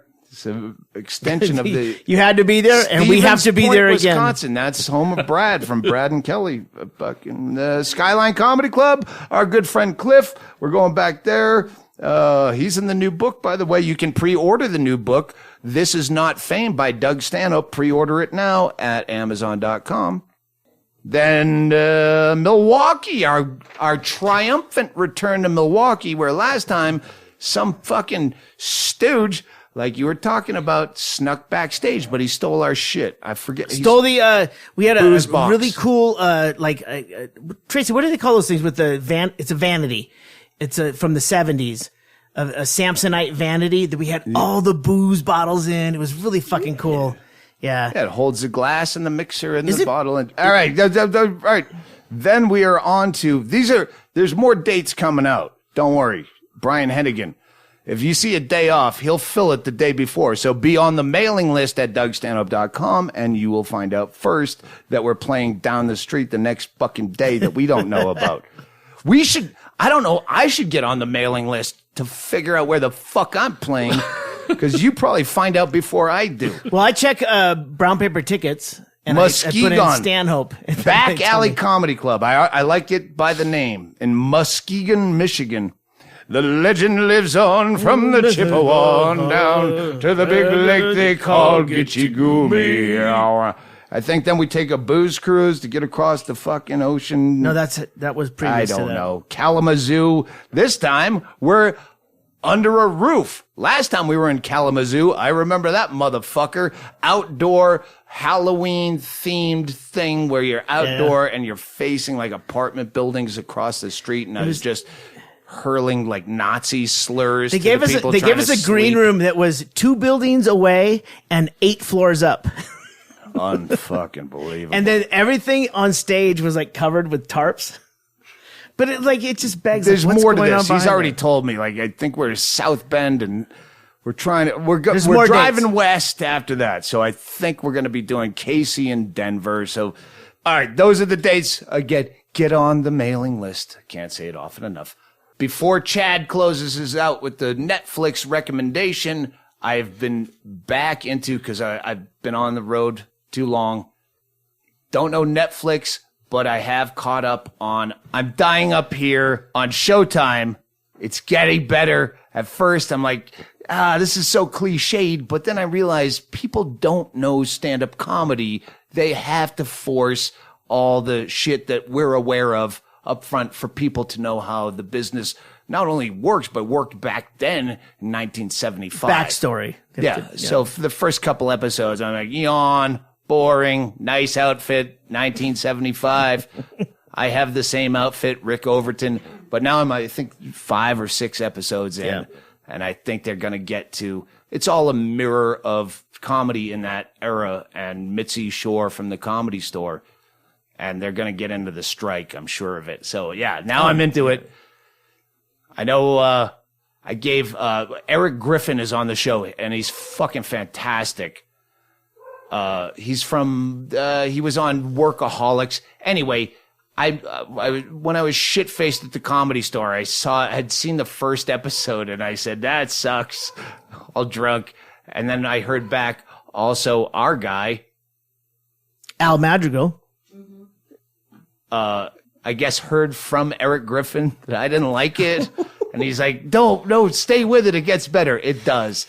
So if I talk shit at the Comedy Store, it was the least of the crimes I committed before making out with Andy Dick. So yeah, it gets good. All right, what do you got for Netflix, Chad Shank? Right. Let's wrap this motherfucker up. All right, Joby turned me onto a show called SWAT Miami, which is just one of those ones. It's like cops kind of that will make you angry at all the stuff, but it's real quick. There's like 1 season of it. And afterwards, I found a show called Under Arrest, which I think it's from maybe the 90s. Is it a TV show It's that you can find? a TV show, and I think there's like 3 seasons of it, but it's Canadian. It's like Canadian cops. And at first Hey, do you mind doing live, or what's your schedule? It is If you're not busy, it's the best comedy show that I've seen in a long time. These guys they're way more aggressive than U.S. cops, but not in a I'm gonna shoot you way. Just I'm like they're like doing Three Stooges, like poking people in the eyes and fucking grabbing their chin and choking them. They're all the things that would just be outrageous if these videos were in the United States that these cops are doing. Because I think a while back it was like a guy who got choked, and they were like, "You can't choke people." They choke every motherfucker on this show. Wow. The part that makes it funny is that they're so polite. Is because most of the time they don't charge anybody. There's like a guy walking down the street and they're like, hey, what's your name? He's like, I don't have to tell you. And they're like, no, you really do. And he's like, no, fuck you. And then they get in this huge fight and 5 guys take him down and beat him on the ground and pull his head back and choke him and fuck him all up, and they handcuff him. And then when it's all done, they just unhandcuff him, and they're like, we're going to give you a ride to your brother's house, eh? You didn't have to make all that happen. And I'm like, no, you didn't have to make all that happen. This is hilarious. So, can I get you some poutine, eh? Under arrest is fucking funny. Good. I got 3 weeks off. I have to take one of them to actually not think about anything and watch dumb shit on TV. Don't tweet me about it, because by the time you hear this, I'm already done. I'm backed up. And thank you, Chad Shank. Welcome back. Chaille, thanks for crying.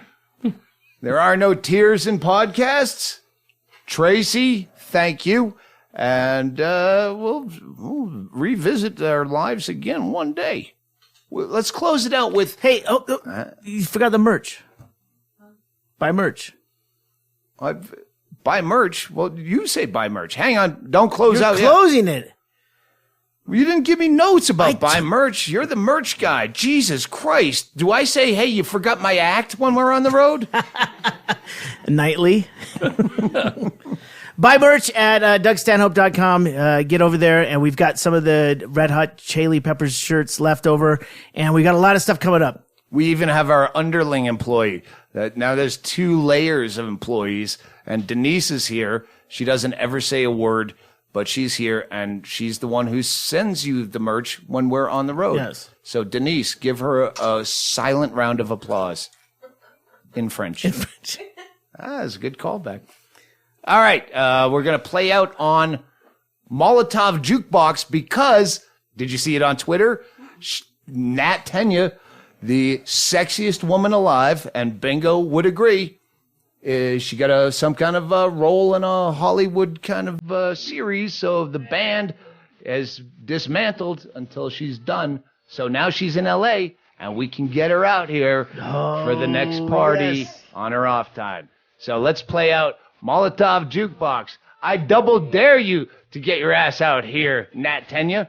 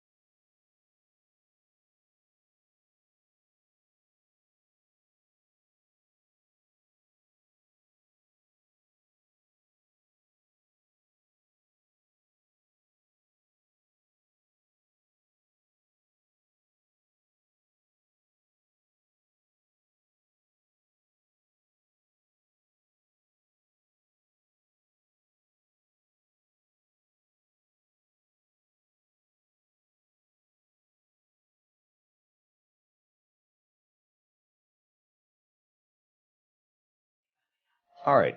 If you sat through and listened and enjoyed Molotov Jukebox, here's the hidden track. We have to call. By now it's 10:15 Florida time, and we're going to call Kimberly to see how things are going with Liz and Chad Shank. And someone other else. Chad Shank. Lewis? Liz and Chad. I think Lewis was a typo from the text to speech, is what I eventually figured out. But I read it that way so everybody would know that I did think it was I'm not really an asshole if somebody's having a fucking rough time. I think we've all figured out what's going on because we've heard later we heard the audio recording that you didn't know was there, and we heard I'm dialing. Yeah. It's dialing. It's Derek. Go out and tell Derek we're on the phone. Kenny and Derek are here now. The party's starting.